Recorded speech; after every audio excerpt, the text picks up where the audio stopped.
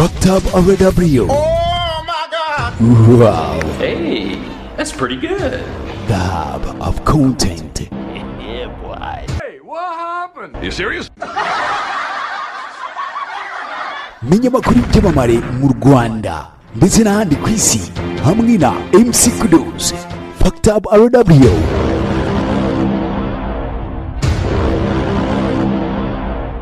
Nongeye kubasuhuza mbifuriza kugira ibihe byiza. Baha ikaze kuri Fucked Up RW kuba muhisemo gukurikira ibiganiro tubategurira n'iby'agaciro kuri twe. Natwe twahisemo kubategurira amakuru meza kandi amakuru arimo amasomo y'ubuzima bwa buri munsi.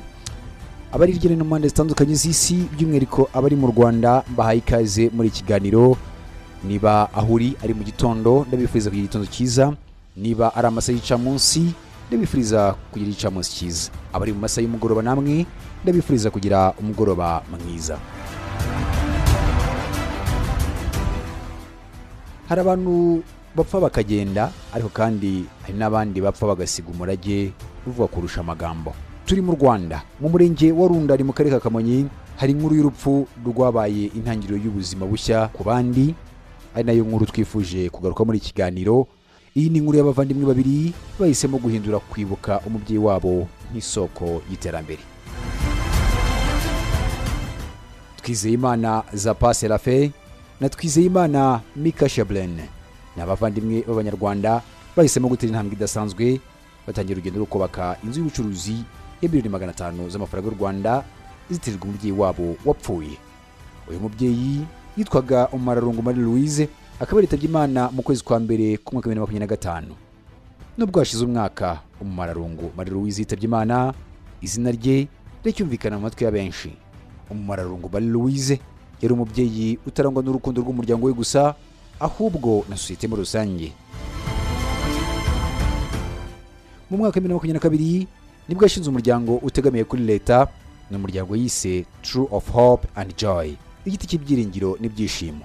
Binyuze muri uyu muryango yafashije abana barenga 100 kubishyurira ishuri, afasha abasaza n'abakecuru, ndetse kandi yafashije abakobwa babyariye iwabo kwiga imyuga irimo n'ubudozi.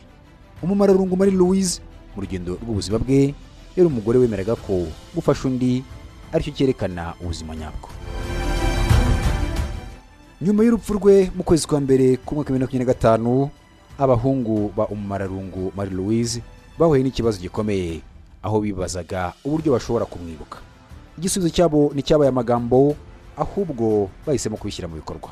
Bahisemo kubaka umuturirwa w'ubucuruzi uzitwa Umararungu Plaza, n'inyubako ifite agaciro ka $500,000 z'amafaranga y'u Rwanda. Si inyubako y'ubucuruzi gusa, ahubwo n'urwibutso ruzatanga ubuzima. Umararungu Plaza ihuza ibintu bibiri bikomeye mu buzima: umwuka n'umubiri. Amafaranga azijyava muri inyubako azashyigikira ibikorwa by'ubujyaneza bya Tree of Hope and Joy.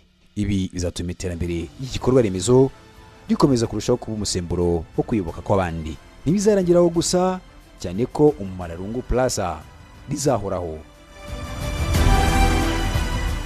Biteganyijwe ko Umararungu Plaza izuzura tariki 26 z'ukwezi kwa mbere mwaka 2027.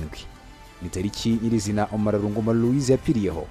Iyi si impanuka, ahubwo ni ubutumwa buvuga ko urupfu rushobora guhinduka umusingi w'ubuzima ku bandi.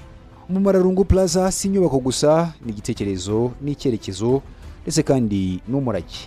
Ni inkuru yerekana ko indangagaciro z'umubyeyi zihindutse ibikorwa, urupfu rutaba impera, ahubwo ruba intangiriro. Mu Rwanda mu karere ka Kamonyi hari igiti cy'ibyiringiro kiri gukura giturutse ku bitekerezo by'abana ba Umararungu Marie Louise. Ndagushimiye cyane uwo tubanye muri kiganiro, nkomeze kwifuriza kugira ibihe byiza ndetse no gukomeza kurushaho kunogerwa n'ibiganiro mugezaho kuri Fucked Up RW. Buri segonda isi iravuga, ibitangazamakuru birandika, amatelefone arakwirakwiza ubutumwa hirya no hino, internet irabyoroshya byose, inkuru ziranyura imipaka itandukanye zambuka imigezi n'imisozi. Ni inkuru zigera ku mitima y'abantu kandi zikagira uruhare runini mu bitekerereze yabo. Nayo mpamvu isi hinduka buri munota kuko ejo atari none. Kandi burya ngo icyo utamenye uyu munsi gishobora kuba aricyo cyari buzahindura ubuzima bwawe ejo hazaza. Muri kiganiro niwo umenyera byinshi mu biri kuvugwa hirya no hino, ni bimwe mu bitanga ishusho nyakuri yahise igeze. ahigana nicyo bisobanuye ku buzima bwacu. Amakuru si amagambo gusa, n'ubuzima n'impinduka, byose bigashingira ku kubaka amateka. Nawe ubwawe kuba uriho, ubuzima bwawe burubaka amateka. Menya, tekereza, ube maso, kuko isi ntitegereza. Iki ni ikiganiro Ubuzima mu Nkuru, aho inkuru zihurira n'ubuzima.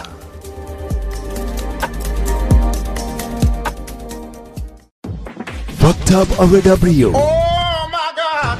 Wow. Hey, that's pretty good. The hub of content. Yeah, boy. Hey, what happened? You serious? Menya amakuru y'ibyamamare mu Rwanda ndetse n'ahandi ku isi hamwe na MC Kudos. Fucked Up RW.